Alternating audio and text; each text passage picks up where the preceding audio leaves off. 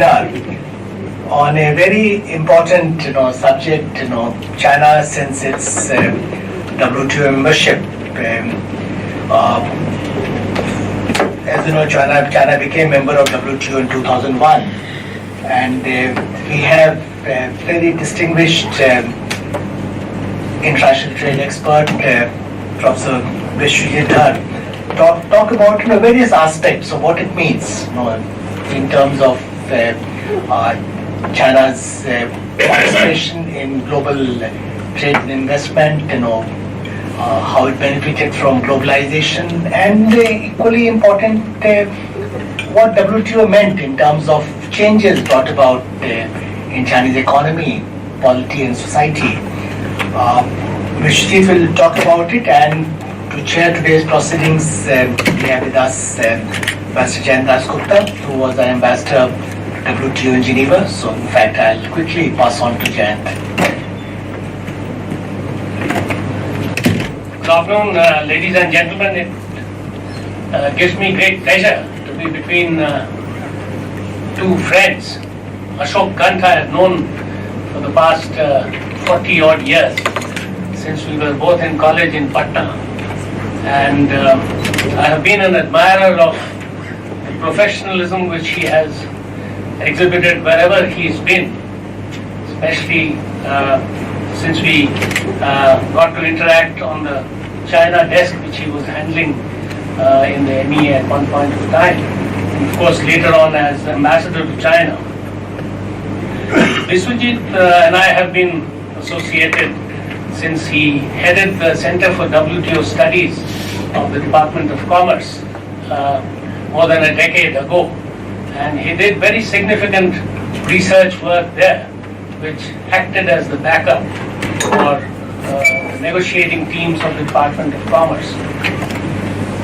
Today's subject is indeed a very vast subject, and I really admire Biswajit for having taken up the challenge to discuss this multifaceted issue, and I'm sure he will do an excellent job of answering many questions which crop up in one's mind when one looks at the current scenario. There are two things which India especially needs to take into account. One is that China has built a huge industrial behemoth which is capable of providing for at least half of the world's requirements of manufactured goods.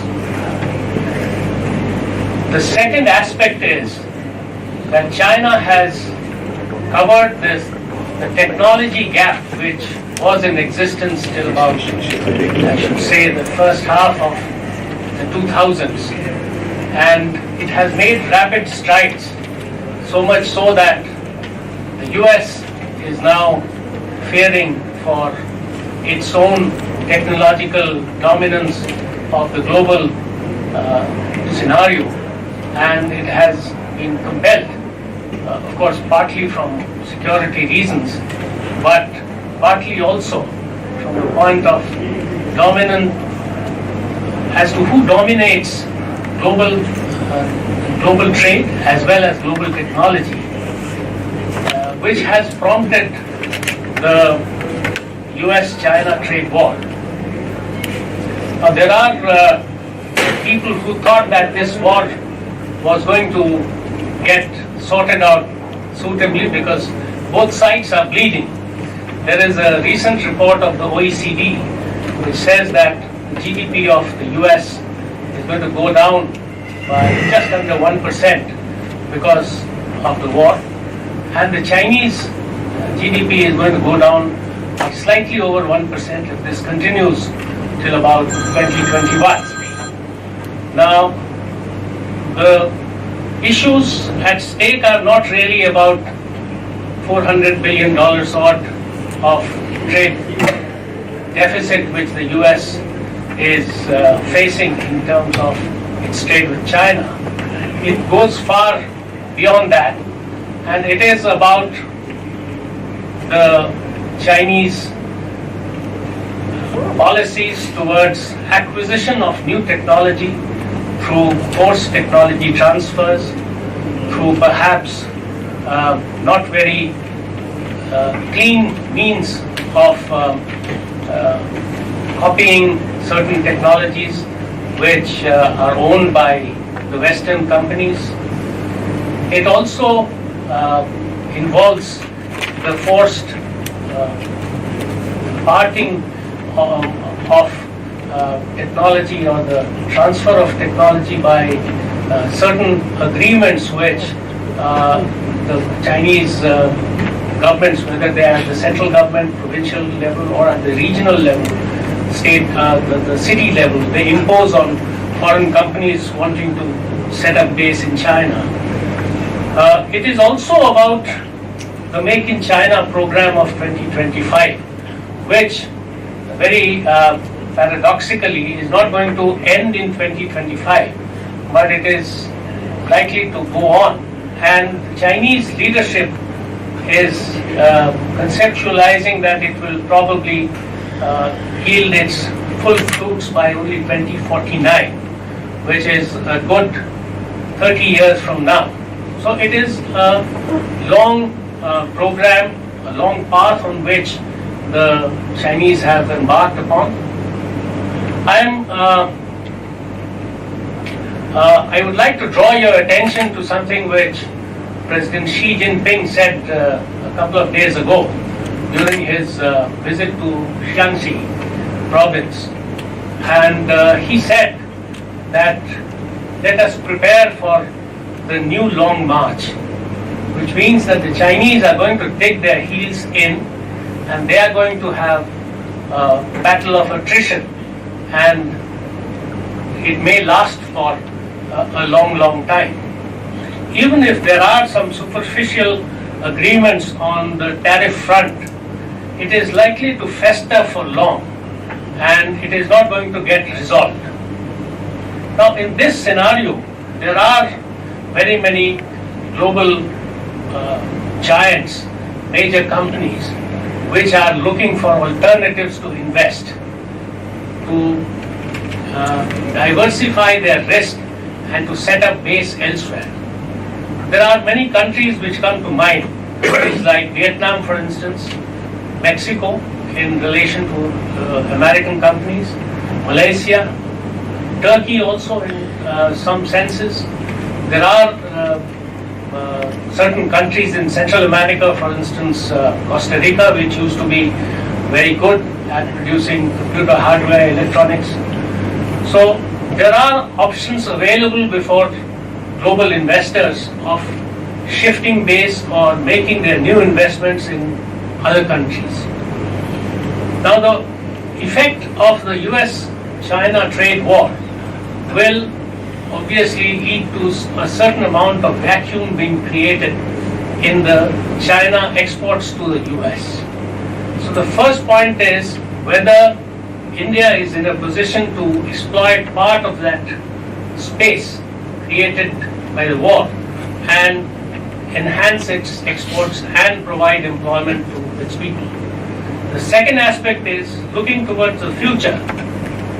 Can India attract some of these investments which are likely to shift or to, in terms of new investments, take place in other countries other than China?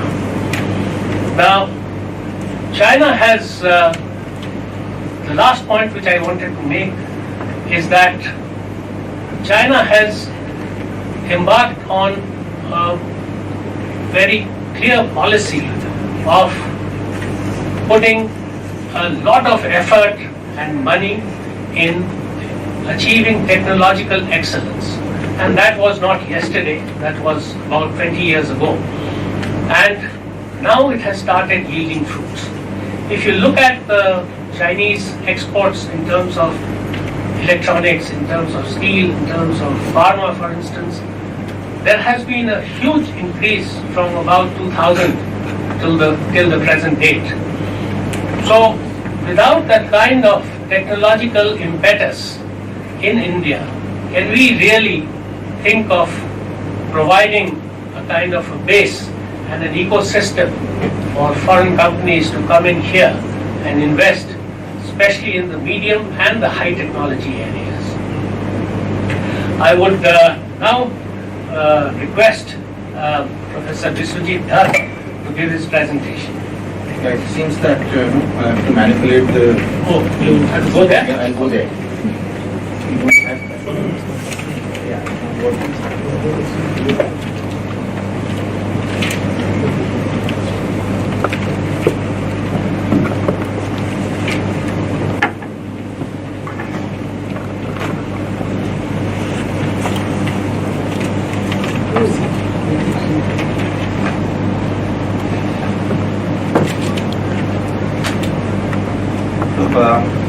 Very good afternoon to all of you. Dhar, Ashok, and all very senior ambassadors and people from whom I've learned a lot sitting there. So I have a sense of awe, speaking on this particular issue.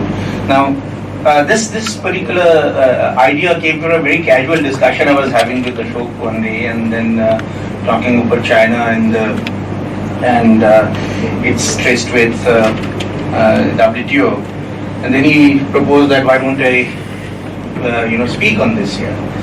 So I agreed, but then I also realized that trying to talk about this particular issue, in a small, span of time, is really going to be extremely daunting. So what I've done here is trying to give a snapshot of what really has happened since China's accession to the WTO, and also like to contextualize the present trade war, and it's much more than the trade war that I think Janta just mentioned. That it's really a serious battle to grab the number one spot, and it's very clear from what President Xi Jinping has been saying for the past few years, that China is now the new leader of globalization. So they become the cheerleader of globalization, and the way things are happening, the way the Chinese economy is moving, there are very clear signs that the hegemony of the United States, at least as an economic power, is being seriously challenged now. And I don't, if you look at the history and you see, in the past when the leadership of the global economy changed hands, we never had this kind of an intense struggle for supremacy. Britain gave way to the United States. Britain was, in the early part of the 20th century, and Britain was already burdened his colonies, and US sort of moved in, pretty seamlessly into that space. But today, when you see the kind of struggle that is going on between these two major powers, and to really control the global economy, you see that this is something that the global community has never experienced in the past. So this is a completely new sort of a scenario that we're looking at, and how the tables have turned from the time China joined the WTO to what it has what the situation is today, is something that I'm just going to present before you, and some of the conclusions coming out of what I'm going to present is already being referred to by Janta, and we can discuss more of this in the discussions later, as to what can we learn from the Chinese experience. Can we learn anything? Is there anything that serious dearth of information and analysis sitting here as to what China is actually doing? So there are lots of gaps in what I'm going to say here, and I'm going to raise some questions at the end, and hopefully Institute of Chinese Studies can actually take these issues up, and really, if you want to know are one of our biggest competitors, then we need to understand the economy better. We need to understand the processes better. Otherwise, I think we'll be left chasing the shadows. So let me, set the context. I think in the 2 decades of China's accession, we are actually witnessing a certain amount of inevitability in this ongoing trade war. In fact, when the United States agreed to allow China into the WTO, and all of you know that this was a very long process. This is a 16-year-old long process of accession that China had to struggle.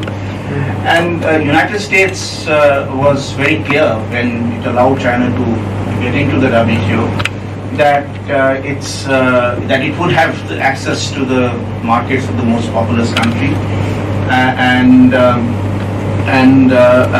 so there were a lot of expectations that the US administration has. But the reality, as we know, is completely turned the other way around. And the dependence on China that the United States is showing today, this is also, I think, unprecedented. The kind of trade deficit that the US has has never been recorded in history. And this is something that is, I think, there is no reason why the U.S. administration should be worried about what's going on. Now, so this, in a snapshot, this was the expectation from China's WTO accession that the United States had. And in fact, I had a lot of stuff here, and I was running my presentation through Jayantada, and said that maybe it would be good to cut it short, because the kind of statements that President Clinton made at that time, they thought that they're going to get the moon by allowing China to walk into the WTO, and this was the expectation. So they thought that everything from American corn to chemicals to computers, all the markets would be open, and lower tariffs that China were forced to accept as part of the commitments would allow these to happen.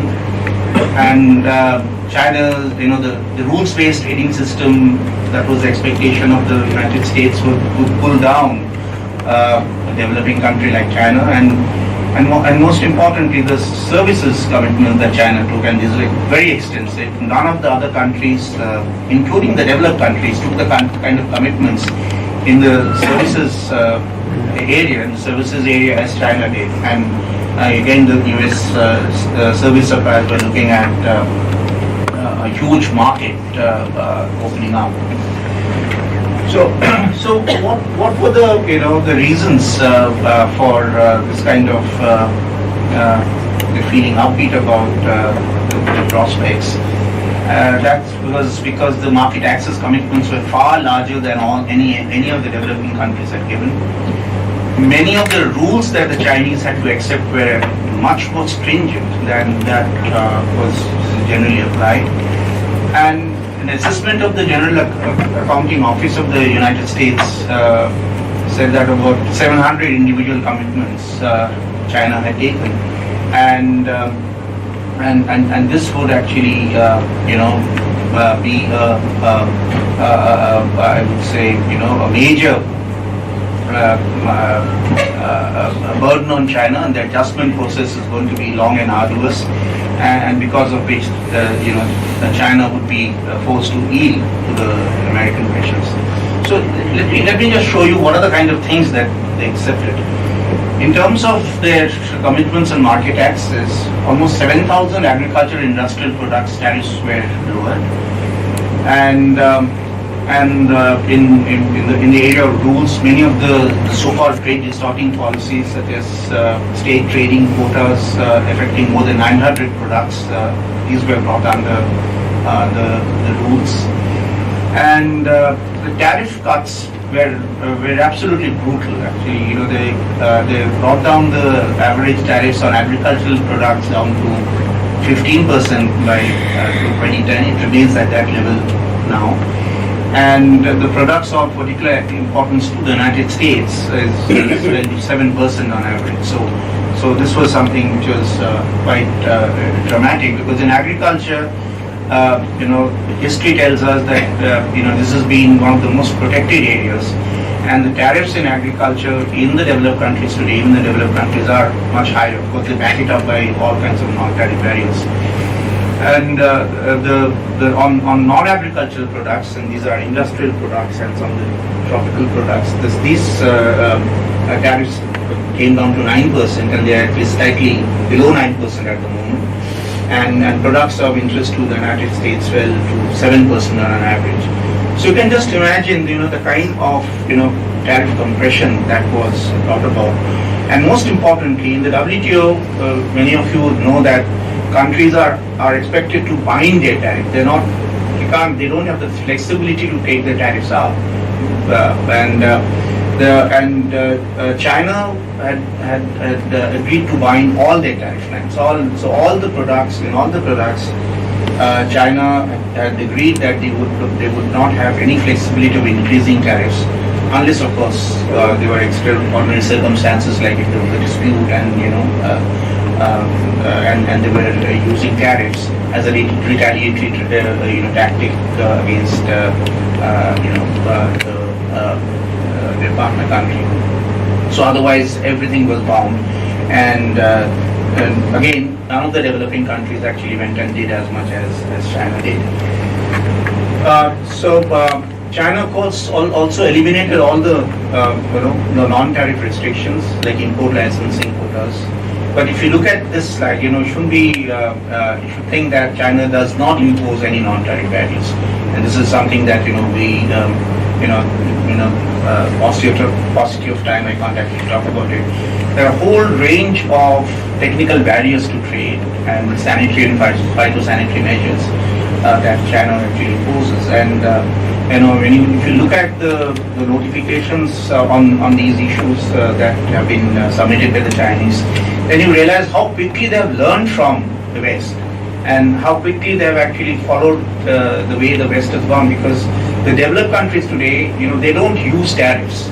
What they use are these discriminatory, sort of non-tariff barriers, standards, and this is exactly the same way that the Chinese have gone. So the Chinese market is extremely opaque, and this is something that our exporters have often complained, that you don't get access to China because of all the regulatory barriers. So I think they've been very quick learners. Again, this is something that Anjada was also mentioning. Agricultural subsidies, something that I know China has a very large agricultural sector, and they give plenty of subsidies. But the level of subsidies that China is allowed, and the WTO makes a distinction between the market distorting subsidies, which are the kind of subsidies that we give in India mostly, which is the price support and input subsidies. There is a cap which is lower than that of most other developing countries. For instance, for India, the limit is 10%. For China, it's actually 8.5%. And again here, for particular products and overall, this limit is the same. And several other forms of subsidies which can be given, for instance, to the low-income resource poor farmers. India gives a fair bit of subsidies to these farmers. Now that, in China's case, it's not counted as exempted subsidies. And export subsidies was not allowed. China was not allowed any export subsidies from day one.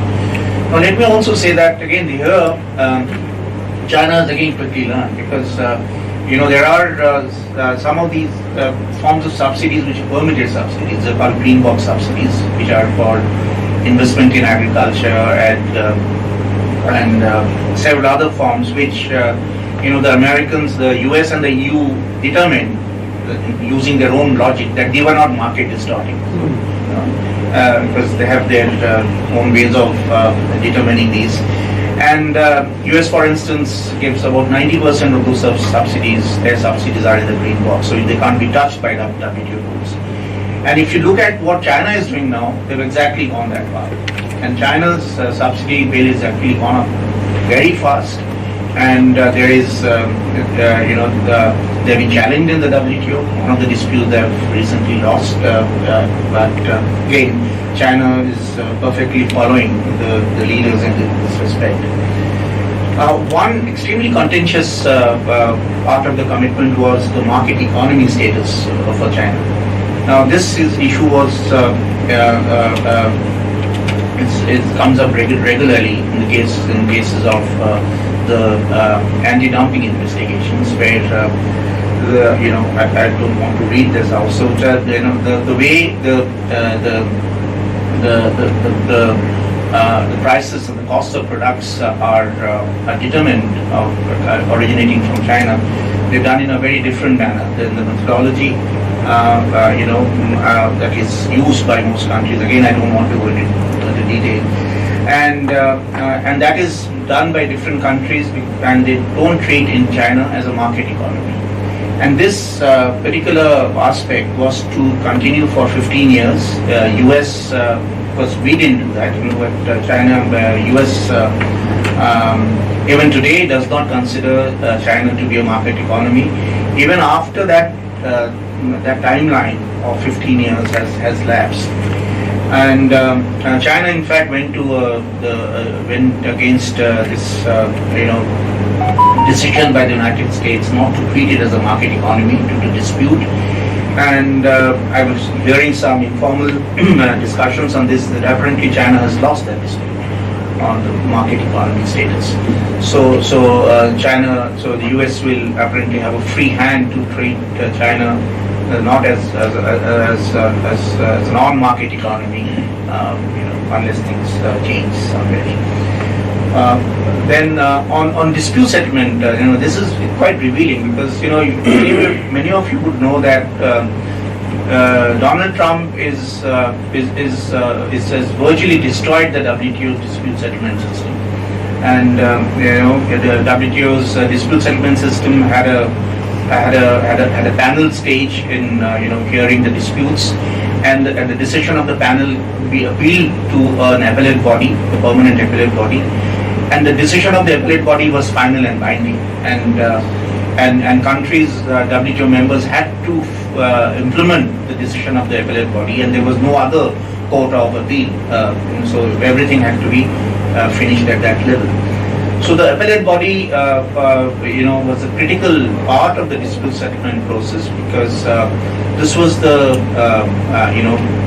this was the element that really gave the WTO the teeth to enforce the decisions, the commitments that countries had taken. Now the appellate body has now down to its bare bones. There are just 3 members left in the appellate body, and 2 of these 3 members going to be retiring in the end of the year. And for every panel, the appellate body, every panel will has to have 3 members. So by the end of 2019, after the end of 2019, the appellate body just can't move, because it won't have the members to sit on adjudication. And President Trump's view is, comment was that his reason for paralyzing the WTO was that we lose all lawsuits, almost all lawsuits in the WTO. Now, if you look at the data, US has brought 23 cases against China, and the win-loss record is 19-0. And if you add the dispute on the non-market economy status, then it's going to be 20. Okay. And US has targeted China on a whole range of policies. China has a few disputes against the US, mainly on the methodology of anti-dumping investigations that China uses. So even in the disputes, resolution of disputes, there is, we find a certain amount of lopsidedness. So all in all, if you look at the way the WTO rules were applied, then the implementation happened, and lastly, the way the dispute settlement body and the resolution mechanism worked, one can only say that China had just faced the Great Wall in the WTO, and it was a serious seriously adverse situation that it faced. But even in anti-dumping actions, I given some numbers. China had 926 cases against it. The next one was Korea, only 262. Now, but how did China respond to this? And this is the most fascinating part of the whole story. That one would think that with all this kind of thing, the economy shouldn't be doing as well as it's doing. But when you start looking at the numbers, then you feel then your jaws drop, because then you realize how this country has actually paraded on the long march that Xi Jinping is talking about. You can just see this. So the share of exports, in the mid 90s, there were 2.5% of global exports. They had a 2.5% share, and by 2020, just before the trade war, their share was almost 14%. So from 2.5% to 14%. And I just thought that absolute numbers don't make sense. You can look at the relative numbers. You can see that we are also there. We also increased our share. We are actually to bring up the rear. We came from 0.7% to now we are close to 2%. So no one can say we didn't grow. So from 0.7 to 0.2%, and these guys went from 2.5% to 14%. And this was the extent they grew. In terms of per capita incomes, and the rough and ready kind of indicator that we use for development, I was looking at the numbers in 1991, when we started economic reforms. Our per capita GDP was was higher than that of China, so this is something that I'm giving these figures for. For comparing China with middle and low income countries. So China is now touching $9,000, and we are the threshold of $2,000 from that level. Then in terms of share of China in global export, Yantada was mentioning a few industries. These are numbers that I've got from the WTO, and so you can just see the share of China in some of these industries. They're just dominating this. And again, you mentioned about pharmaceuticals. In the pharmaceutical sector, till about the late 90s, India was a major exporter of bulk drugs. Or if you look at the division between bulk drugs and formulations, bulk drug exports from India were higher than formulations. Today, 80% of our bulk drugs requirements are imported from China. Our bulk drugs industry is completely decimated. When China has such a strong bulk drug sector, there is no reason why they shouldn't be pushing into the formulations area. So now the threat that the Indian companies, the generic industries are I won't say gearing up to their thinking about is that tomorrow the formulation sector and the Indian industry, which is called the pharmacy of the world, is going to face absolutely cutthroat competition from China. Now this is the reason why we have the trade war, if you look at the trade balance going up to the mid 80s, China and the US were they hardly had any trade. The trade was almost balanced, and then the things started opening up. And if you look at this graph, and also if you reflect on the graph on the exports. The real expansion of exports took place after China joined the WTO. And this is quite remarkable. I remember when we used to talk about the impact that WTO had on India. Many of us were very upset about the Uruguayan results, and we were, asking the government to really push for amendments in the Uruguayan agreements, which some of that we put in the form of the Doha, development agenda.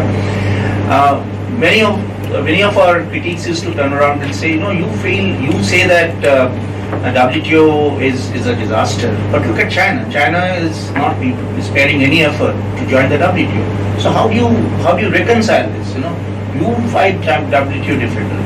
China wants to join WTO. How do now China? So our answer that time used to be that possibly China is trying to retain its market access. Whatever it has whatever access it has got in the international market, it wants to retain that using the WTO rules. So wants the cover of the rules. Otherwise, it has to go every year to the U.S. Administration, and the Congress then gives a normal trade relations status to China, and the negotiations take place every year. So it actually wants to get a certain amount of stability. But what we now see is that they got much more than that. They actually use these rules, and this is where I'm saying that we don't understand how actually this happened. We need to, we are doing a post-structure analysis of these numbers, but we need to understand this process, in greater detail, and much more research needs to be done, because how this really, took off, after 2001. This is something that is really a big mystery, and the Western sources on which we actually rely on, they won't actually tell us the real story, and they are always critiquing China. But we need to understand, we need to go behind these numbers and see what actually has happened. And what is also interesting is this that I took these numbers from the US Census Bureau, so they're absolutely latest numbers.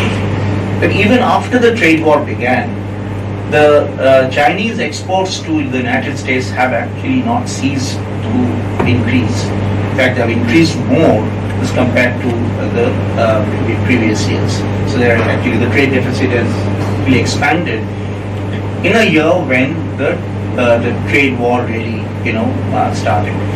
So again, this is something that we here, I think we need to understand, we need to study, and to really get into the details of this.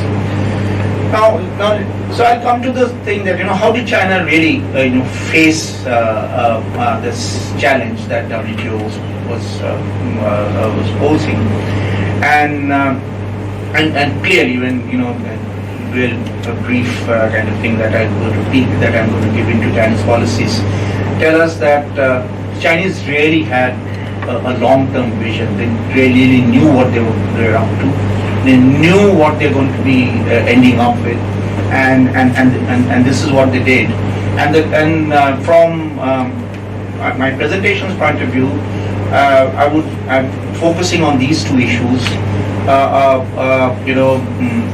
Consistently relying on industrial policies, and which really shaped it into the factory of the world, and the focus on innovation. And this is really absolutely mind-boggling, the way they focused on innovation and the results they have now getting out of this focus on innovation and making China into a knowledge superpower. And finally, they also had a carefully calibrated policy towards foreign direct investment. Now, as a student of foreign direct investment, and I've been doing this work for a long time, we have had this a constant tension between the developed and the developing countries on this issue of foreign direct investment. There's always been this expectation that FDI will come and develop the developing countries. It was seen as a source of development finance, and FDI was seen as source of just not finance but also technology and managerial skills. So it came as a package, and right from the late 40s, the immediate post-colonial decolonization period, you have a very interesting narrative on foreign direct investment and what it can do to developing countries. and then you see that the moment you're past the 50s and developing countries start understanding what's happening. So there is this tension between the foreign investors and the developing countries. How do they get manifested? The big manifestation came in the 70s, in the new industrial, the new international economic order, the General Assembly resolution, and the aftermath of that. There was two processes that came out of that resolution. The first was a code of conduct on multinational corporations, transnational corporations, and a new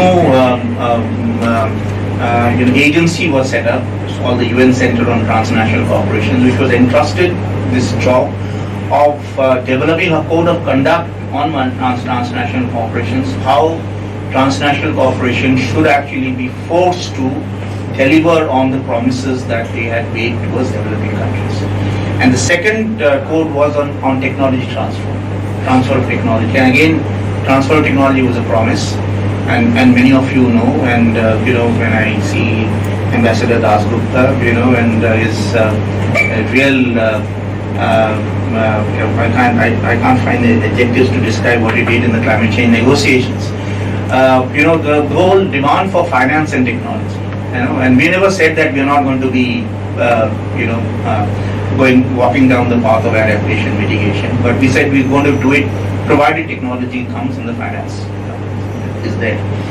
So this is a long battle that there is, and I'm when I look at Chinese policies, I'm absolutely amazed that there's only one country that got the multinationals down to their knees and then forced them to part with the technology and do what the multinationals had promised to do the world over, including India, that they will actually contribute to the development process. So I thought that I'll slightly sort of give a different interpretation to the way it's normally looked at, because there is a historical context in the way we have been dealing with foreign direct investment and the multinational corporations.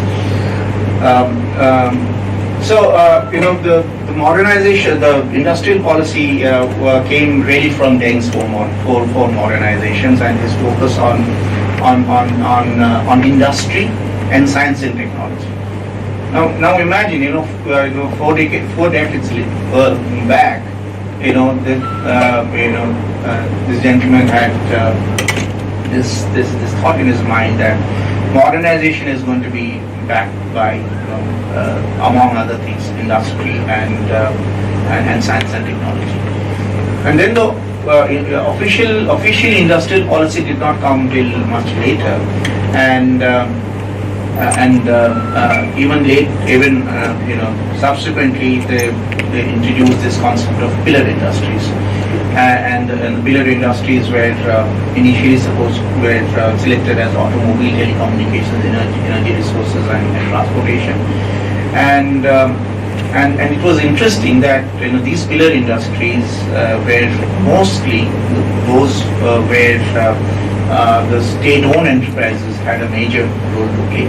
So it was state guidance that led the pillar industries, and most of these industries today are really in the forefront, and they're actually challenging the best in their sectors, and many more have come up actually subsequently. Just talk about it. In the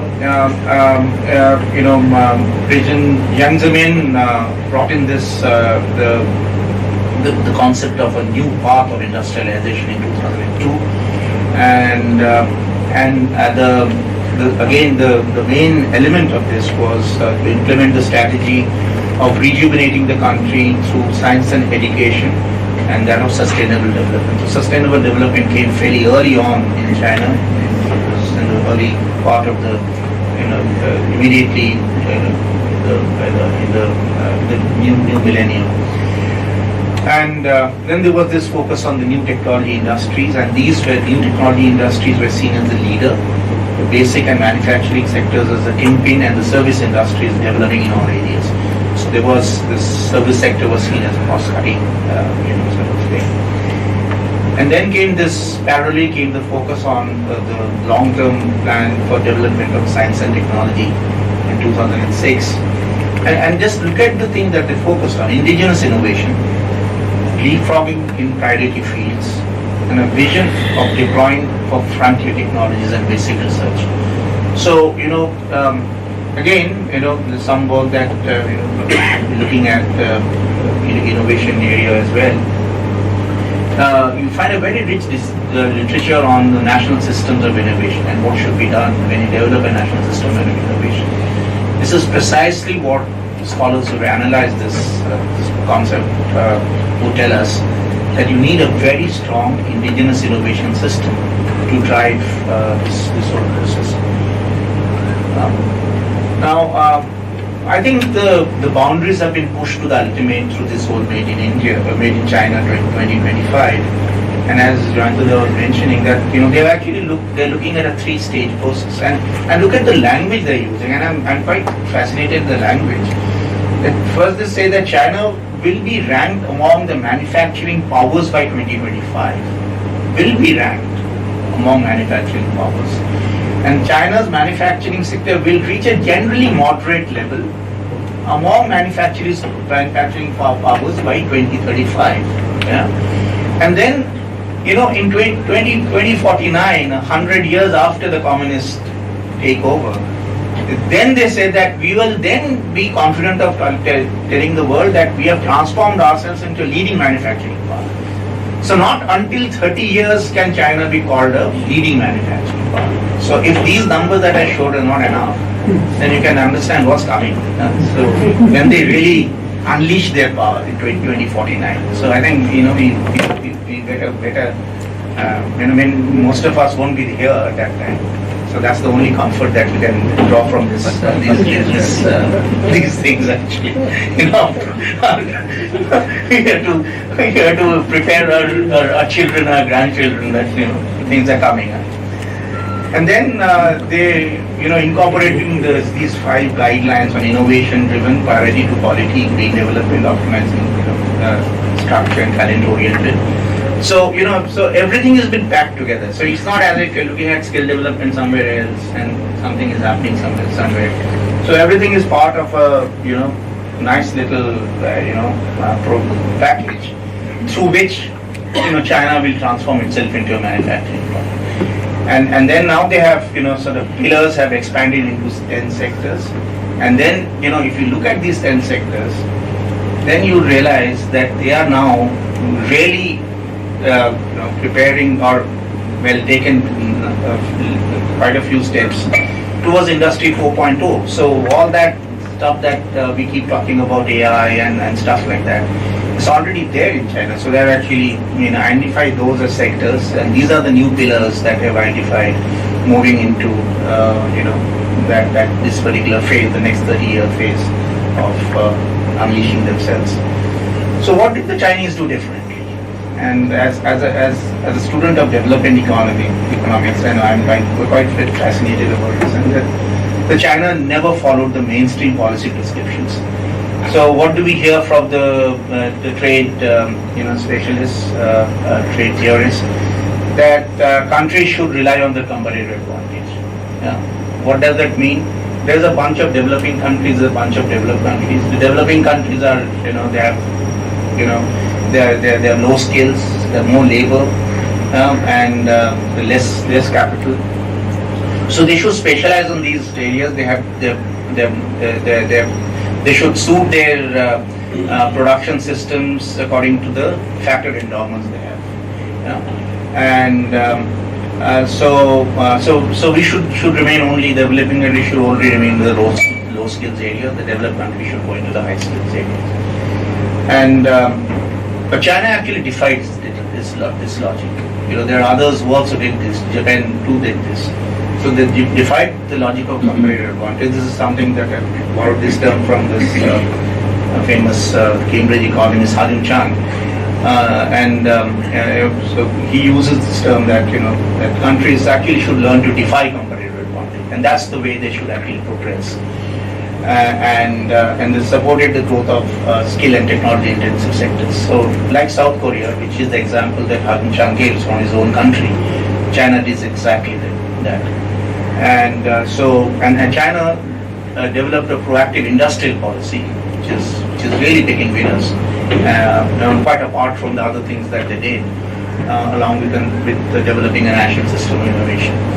So I think that from all the I think these are the policies that set China apart from all the other developing countries, and most some developing countries which have done a bit better than others, like for instance the Southeast Asian countries, they followed a bit of this, but not as much as China did.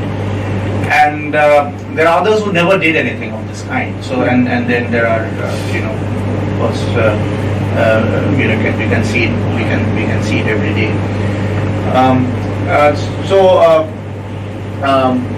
After having done this, where do we find China? And remember what they are saying in their Made in China 2025.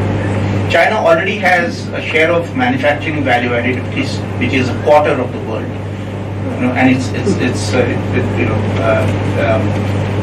tapered off a bit, but I'm sure with the kind of impetus they're going to give to the new pillar industries is going to go up even further.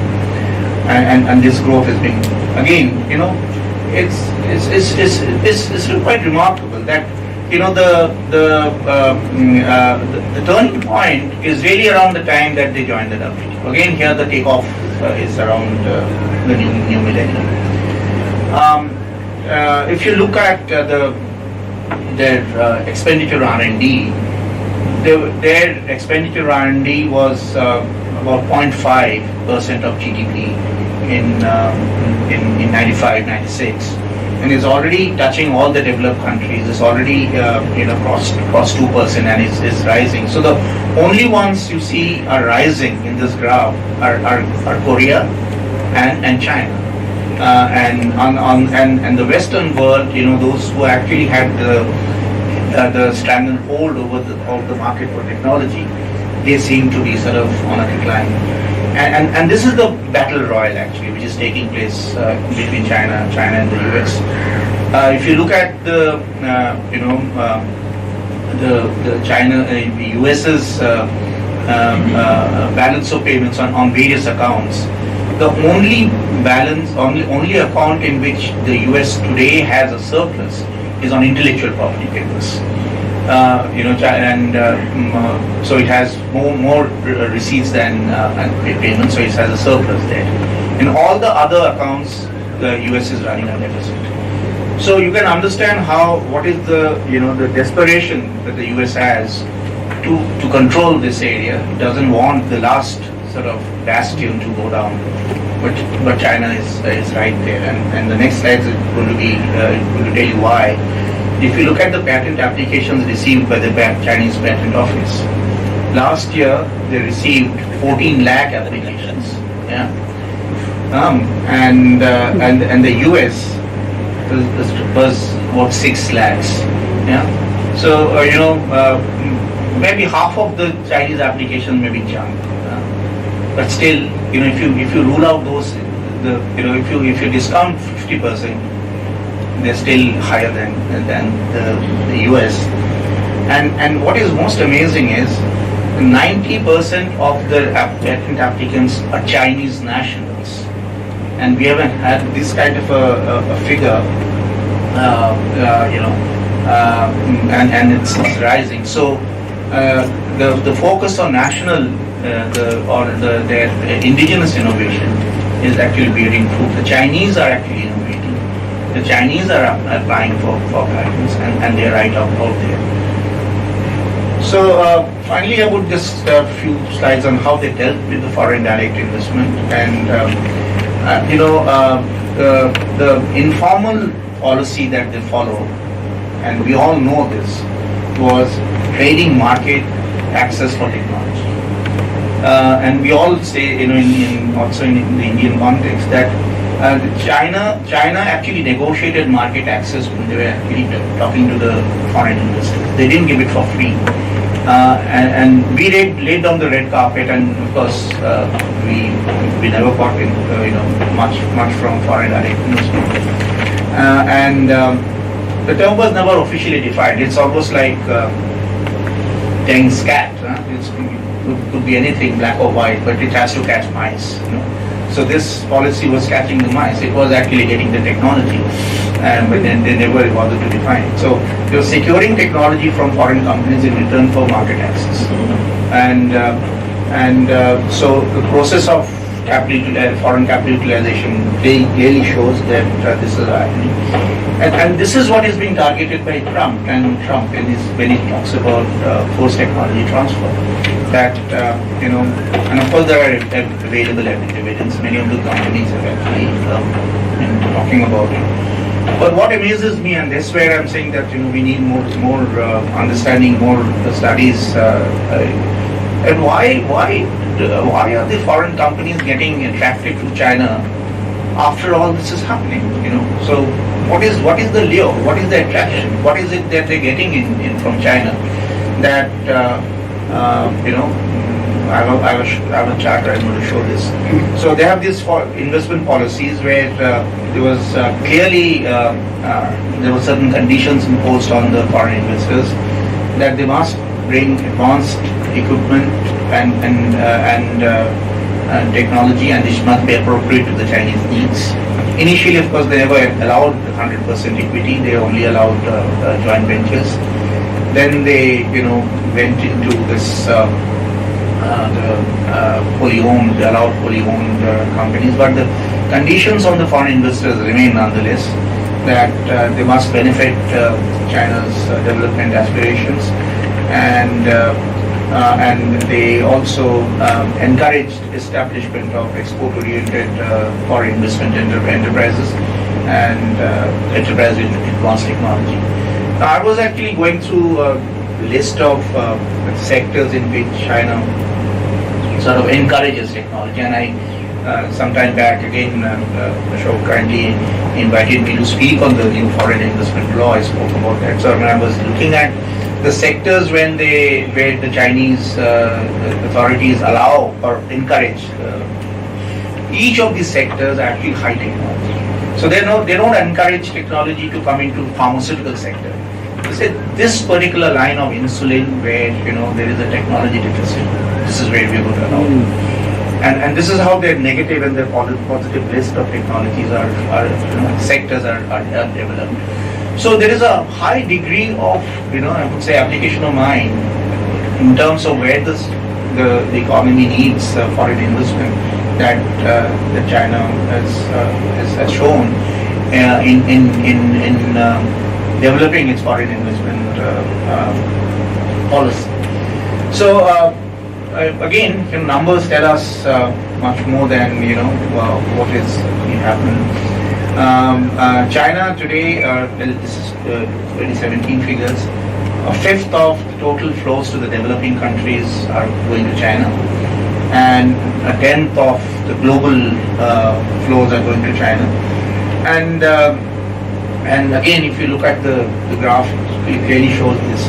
The missing element, and I couldn't actually get all the numbers together. The other element here is the inflows into Hong Kong, which is also quite substantial. Almost as much of investment goes into Hong Kong, but you can't take those numbers as on face value because there are also round-tripping cases. So you need to, so I couldn't get. But if you add China and Hong Kong together as destinations of foreign direct investment, then they would actually be challenging the United States. It would be going quite close to the United States now. And how, we all know how Hong Kong is increasingly being used by China, and particularly in the area of finance, because the whole internationalization of the yuan was taking place through the financial market there. And recently I found a very interesting piece of evidence. You would have heard a lot about fact that our dependence on China has come down, particularly on mobile phone imports, and it's been sharp decline there. So I was, I do a lot of number crunching, and then suddenly I found that the imports from Hong Kong were actually jacked up like that, just gone straight up. So what is not coming through China is actually coming through Hong Kong. And if you now add up China and Hong Kong, it makes no difference as compared to last year's imports. So I think we need to recognize this new reality of Hong Kong, because now it's becoming more and more a part of another province of China rather than an spatially administered region. So the new foreign investment law, has one significant line in March. It says that administrative agencies and the staff shall not use administrative means to force tech fund transfer of technology. So China is trying to do some window dressing there, telling the Americans, we will take some steps. Don't worry about this. But then they're directing the foreign investors in no uncertain terms. They said, and they encourage and guide foreign investors to invest in specific industry, fields and regions in accordance with the needs and national economic and social development. So on one hand, they're talking about no forced technology transfer. On the other hand, they're talking about serious guidance that they're going to be giving to the foreign investors. So now this is where I have to ask the question that do you know enough about the attraction of foreign investors to China? So all those graphs and numbers I showed. So does the Western, the narrative from Washington in particular, also from partly from Brussels, and the numbers that you see, do they add up? Can we explain this? China used tax incentives to an extent, and this was discontinued in 2008. They're talking about tax incentives now again. They're bringing back, but many scholars, I think, rightly said that they question whether foreign investors can be only moved by this factor. So there's much more to that. Then some studies have argued that regulatory changes have improved the location of sector-specific advantages. Of course, special economic zones is a major factor there. And as a researcher, I would say that that motivation for foreign investors to invest in China remains an under-researched area. We really need to understand this. And again, my appeal to ICS that please do something about it. We need to understand, how did they do it, and how have we lagged behind this. So finally, I would say that China is not the first; it's the most recent example of a North Asian country overcoming adverse circumstances to emerge as an economic powerhouse. But much like like Japan and Korea in the 80s, China faces serious challenge from the United States. And when I was researching on this thing of forced technology transfer, I found that Japan was accused in the 80s of forced technology transfer. So in Japan, in its excedency, when they were actually challenging the economic might of the US, they were also being forced. And there are lots of other instances where the Japanese and the Americans have come in direct conflict from the 60s on this whole issue of technology. So again, this is not new. Any emerging power has been challenged by the United States. So maybe you are giving much more attention to this now. So China has lessons for developing countries, no doubt. And how to really shape your development pathway. It has very serious lessons, and so how domestic conditions can be harnessed and how they need to be harnessed to overcome developmental challenges. And this is something, an object lesson for many countries. But again, the question is, but do we know enough of the processes behind the success? So if you want to learn from them, you need to know the processes, and I don't think we know enough about the process. And the last, but not the least, that we learn from Chinese is that development is an evolutionary process. Yeah, and there are no quick fixes. So you can't actually become fast growing economy or something overnight. So you need to wait for 30 years to become a major power in industrial sector. So this is what the Chinese are telling us. So I took much more longer than I should have, but thank you, and thank you for your attention.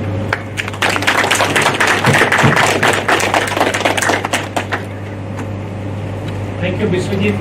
Thank you, Biswajit, for an excellent, very thought-provoking and fact-filled presentation. I would now throw the floor open for questions to Biswajit or to any of the other China experts that I see attending today's meeting. Yes, please. Shri Prakash. Now, of course, I have been following the Chinese economy now almost 15 years. That's one part of my specialization at the Academy of International Studies and guiding a lot of research. Several of my students have done PhDs on related themes. One of the things that still is a major issue is that China's holdings of foreign currency reserves are in US dollars. And in fact, even when we are talking about BRI, we are not talking about investments in renminbi bao. We are still talking about Chinese company investments in terms of US dollars.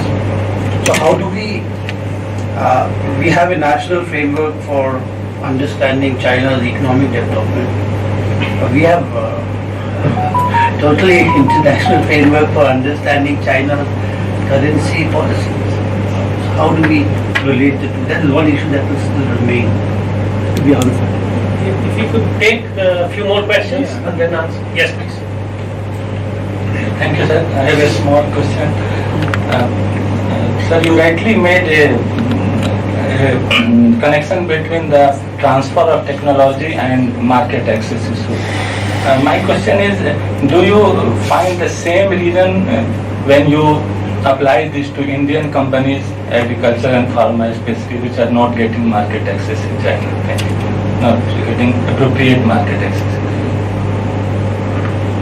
I think, should you respond?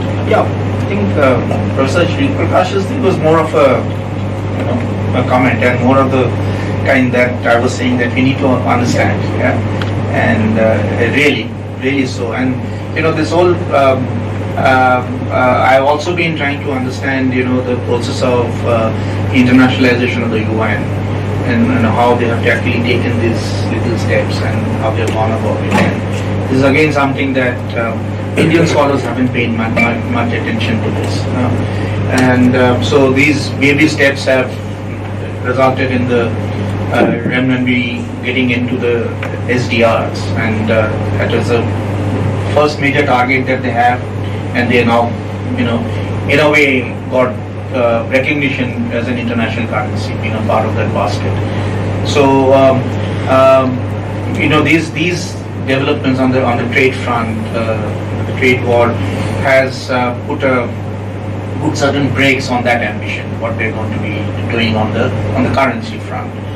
But surely, and if you go back a few years, then you would have seen a spate of papers by the Western scholars talking about when can China, can the yuan, can the renminbi replace the US dollar?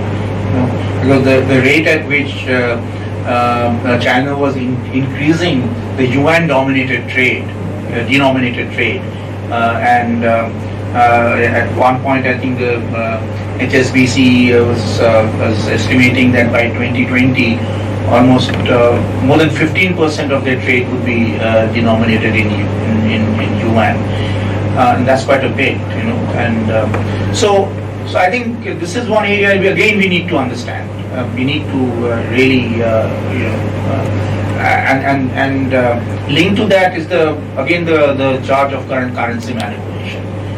So what's going on there, and how do they manage to do that? So this is again another area that we'll put into ICIS's basket. Yeah, that we need we'll look forward to engaging more with ICS on this issue. On market access, clearly there is a problem in China, and we now of course I hesitate to talk about India actually, because India, we have had market access problems all over the place, and in our case it's a combination of just sheer lack of competitiveness, and we are bound. If you look at our graph, it will go in the other direction, and also the fact that we don't seem to understand anything about the standardization. This has happened in most countries, and Ambassador Das Gupta would have seen very closely and the goings on in Geneva on this. So I think this is something that is an issue for us. Dr. Sheshadri and Mr. Ashok Sajjan. Yeah, again I wanted to just go a little further on this linkage between technology transfer and market access. China came out with a white paper last year, September, after the trade war came up, and they put out a full-fledged detail of not only the merchandise trade and services numbers, but also the sales of foreign invested companies, including particularly American invested companies in China. That is, American invested companies in China selling within China. And those numbers are huge. And then they came to a conclusion that if you add up those numbers, it is China which had a deficit and not the United States. So, the question that you earlier asked, the motivation for American companies to be going and investing there, to some extent is answered by that. Now, what Trump is trying to do is to get back these American companies back to invest probably in America or even elsewhere there in China because of this fear of technology transfer. In fact, if you look at the penal duties which he has imposed to begin with, not now, it was mainly on not the Walmart type of goods, but mainly on sales of American companies invested in China which were exporting back to America. So it was very clear that he was trying to push those companies to come back to America. And but from a developing country perspective, it seems fair that a large country like India, if you are giving a market access to such a large market, we should be expecting some technology transfer in return. And this is exactly what America is trying to stop by putting in performance requirements. Even in the TPP initially, technology transfer was one of the performance requirements not prohibited under the TPP. So that was the first observation that I wanted to make, and if you had any comment on it. The second is another raise the trade policy measure of China is it has about 208 products which it has banned from export. These are basically primary products like you have aluminium, basic aluminium not being allowed to be exported, basic iron not being allowed to be ferroalloys, etc. in primary form not allowed to be exported. Now, on the other hand, in India, if you see many of our exports are in these areas. We allow export of iron ore, we allow export of ferroalloys, we allow export of copper cathodes and so on, not in the value-added form, but import the value-added material. Do you think there is a lesson there? Of course, the developed countries are trying to prohibit such export taxes or tariffs to be banned. They want them to be banned. But do you think there is a lesson for us to learn from that angle as far as China is concerned? Thank you. Yeah, thank you very much. 2, 3 very quick questions. One is, you mentioned several areas where the generally accepted principles outside, they have been turned on their head as far as China is concerned, and they've been able to work on that. One of them is in terms of the efficiency of the public sector organizations. And we've seen not only in India but also in other countries, public sector doesn't work, and what we say, we have to sort of, unleash the animal instincts of the private sector industry and so on. But in China, we have all the state-owned enterprises, the big ones, the huge ones, and still they continue to do very well, both in terms of efficiency as also in terms of quality. If you could kindly share a few thoughts on that particular issue as to how they have been able to manage to do this, and not only domestically but also in terms of the exports going out of the country. The second is on this so-called US-China trade war. Now, there, of course, what Mr. Trump said right at the beginning, we've been, as a result of the higher tariffs, we've been able to collect so many hundreds of billions of dollars in tariffs. But, as Jayant has mentioned, they less than 1% fall in GDP, China more than 1% fall in GDP. So where do you find this going? I can of course see that, Trump is placed in a very good position because he has the whole country behind him. I think this is one issue where the whole country supports him in taking on China, so to say. But if it starts hurting the American economy internally, domestically, where do you think this is going to pan out? Because now with $200 billion more of goods on which additional tariffs have been placed, and there is no end in sight. But both of them are hurting. So, and to the world economy, what is going to be the impact, and particularly on India? As was mentioned, is it can we take benefit, advantage in meeting demands in US, in China? Can we attract some of the global value chains from China to come to India? Of course, it has been mentioned that we do not have that sort of ecosystem, but is there a possibility in that regard? Thank you. I would just request you to please identify yourself. Hi, I'm Uday. I'm with the ICS. Sir, I just wanted to know what makes up a national innovation system, and where do India and China stand in that regard? If I were to do research on this, what exactly would I look at? Thank you.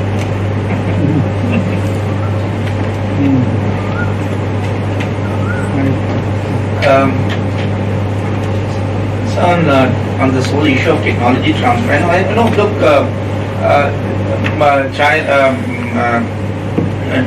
the Americans have tried to control their companies even in the past. If you go back into the 60s, and when the Americans were running a huge deficit in the both in the current account and the capital account, because of the companies were taking out the funds. The Johnson administration tried to clamp down on the foreign companies and get the companies back into the US. What resulted were a whole lot of tax havens. The American companies never brought the money back into the US. They went into the offshore, and then they they created those the tax havens around Europe. So I think I'm a bit skeptical about how this could actually happen. How the U.S. Administration could actually succeed in getting the companies back, because initially when President Trump came into office, his promise was that he's going to be focusing on infrastructure. But in the recent months, or at least a year, the only infrastructure thing that we have heard of is a wall. Nothing more than that. Yeah. So I think with the kind of infrastructure that the US has, it doesn't seem possible that the American companies will go back to China. I don't think they're going to be making the bucks that they are today. The technology transfer, we have seen this happen in the WTO as well. On how the technology transfer issue has, we have had,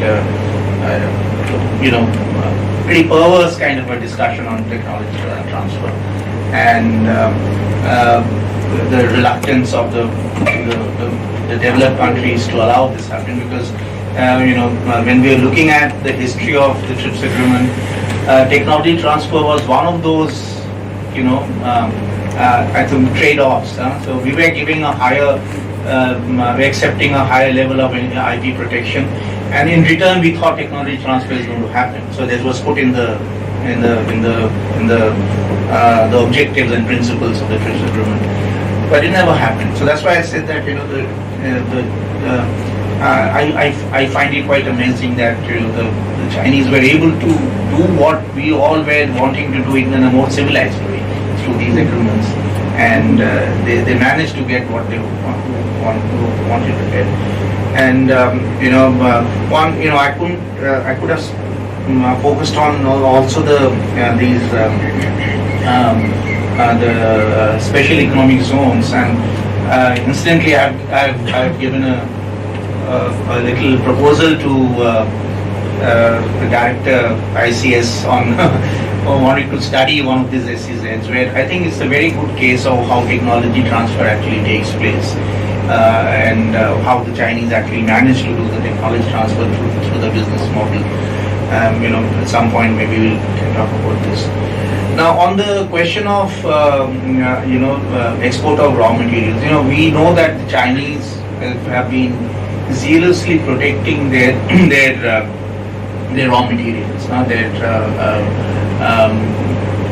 In fact, this WTO dispute that we had on rare earth, and the US was importing this material from all over the world. And you can see, if you look at the Chinese trade pattern, you find that even from the resource-rich areas in Europe, they were extracting those raw materials, and that actually caught the attention of the Europeans and the Americans, and recently, now the Chinese are in a position to give that veiled threat to the United States that we can use our control over rare earth to really throttle you. Xi Jinping, sort of said in a very veiled manner.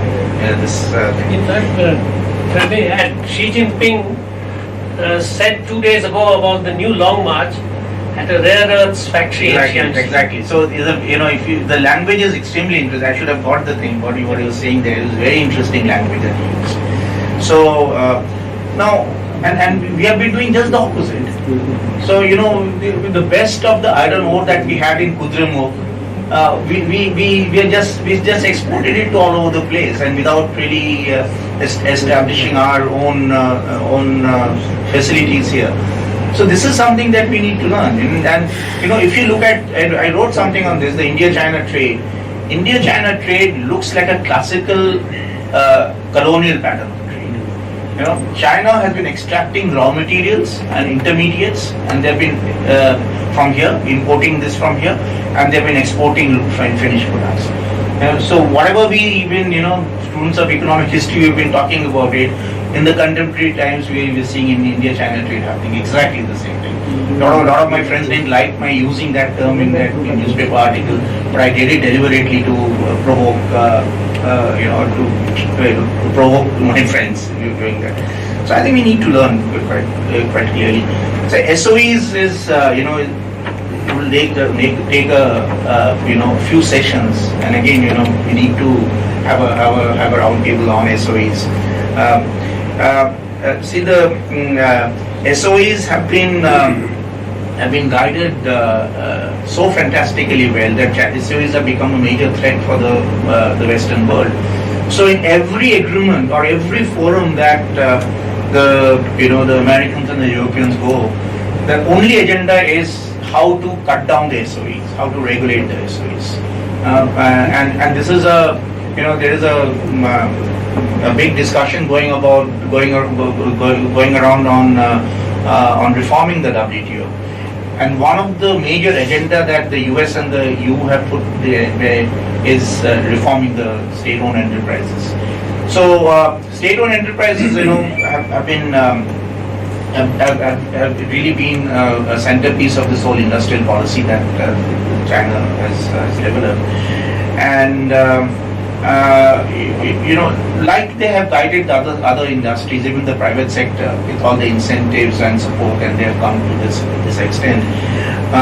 The SOEs have been the direct beneficiaries of this. So, if you look at the progression from the old SOEs through the TVEs and then in the new incarnation, that's another remarkable story that can be told about China.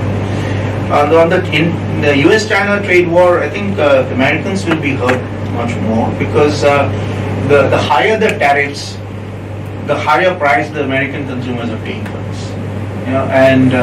Because it's impossible. The kind of dependence that the American economy has on China is very difficult to find another source which is going to replace Chinese. So tariffs, Americans have been telling us all the time that tariffs hurt consumers, so you bring down the tariffs. Yeah? And now they are using tariffs to hurt their consumers. So whenever we use tariffs, and Janjada would have faced this music all the time, India actually, what is the term Trump? What is the term Trump uses? Tariff king. Tariff king. Like Burger King. Burger King, tariff king. So tariff king. So now he's become the tariff king, and it's going to be hurting the Americans are in the last round of this battle, tariff war. It has reached the countryside, and I think Trump's base. Large base was those rural areas, and these soya farmers and the corn farmers are now finally facing the pinch. And how this is now going to turn the sentiments, that has to be seen. The Chinese don't bother about sentiment. They don't have to go to the go for polls. They don't have to bother about that. So Trump will have to now worry that how if his base changes completely and shifts, so it's going to hurt him much more than he's going to hurt the Chinese. If I may just intervene, because of the stoppage of tariffs on American soya, corn, etc., the US had to dole out $13 billion of extra subsidies. I'm going to come to that. Yeah. So that's the other thing, that the subsidies bill will now go up, and so already US gives one of the largest subsidies, and whether or not we can challenge them in the WTO is another matter, but that is going to happen. The world economy was, in 2017, there were those little signs that we find that the world global economy is coming out of the recession finally after 9 years. There were signs that the recovery was getting was getting more sustained. I think now all the agencies are talking about a downhill. Trade is going to be suffering the most, and trade is going to pull down the global economy. And India, I hesitate to say this, but India just can't be a beneficiary in any way. We are just not in a position to take advantage of this, because there is so much of a deficiency that we need to